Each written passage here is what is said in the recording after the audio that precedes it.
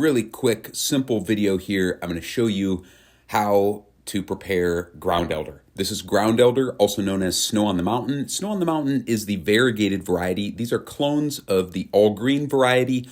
All of these plants are highly invasive in North America, but you're going to see them planted in landscaping. You can see here the green plants, the variegated leaves. These are all the same plant. They're all edible.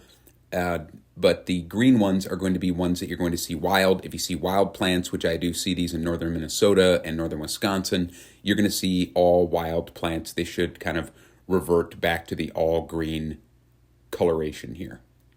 So when I'm harvesting them, you can see these are really robust. They take over everything.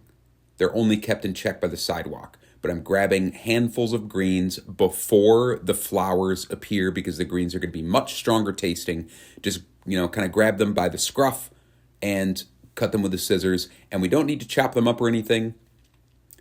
We're just going to give them a little wash in some cold water. This is really just going to perk them up. So if I want to keep them in the fridge, they could last for, a good 2 weeks if I refresh them in cold water and then I'm just going to spin them dry and then put them back in the fridge. And I'm going to boil these here. It's the best way that I've found that I like to eat them, but you can also finely chop them and kind of use them like parsley. And one of the nice things about this plant is when you just cut it like that, you don't have to trim it at all. You just put them straight into a pot and you just eat them as is. You can kind of twirl the stems around a fork, but we're just going to put them in some boiling salted water here, stir them around. And then all we're going to do is just cook these for a minute or two. It's going to take longer than spinach. Take a little piece out, take out a little leaf cluster, taste it, see if it's tender. If they are, they're ready to go. But they will take a little bit longer than you may expect. Just, follow your instincts. Make sure it tastes good to you.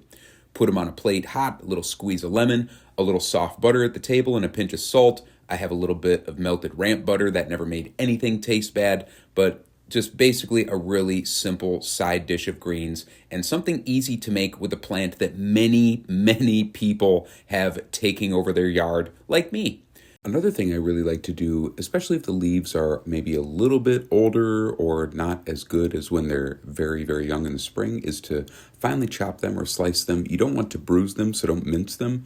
Just mound the greens up with your hands, give them a nice slice, rotate them 90 degrees, slice them again into kind of rough cubes. Here I mix them with some fava beans and green chickpeas and cucumbers.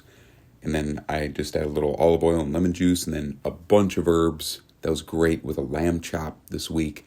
And then if I add grains, it's a great substitute for tabbouleh. So there's with wild rice, but I like quinoa too. And there you go, quick breakdown of ground elder.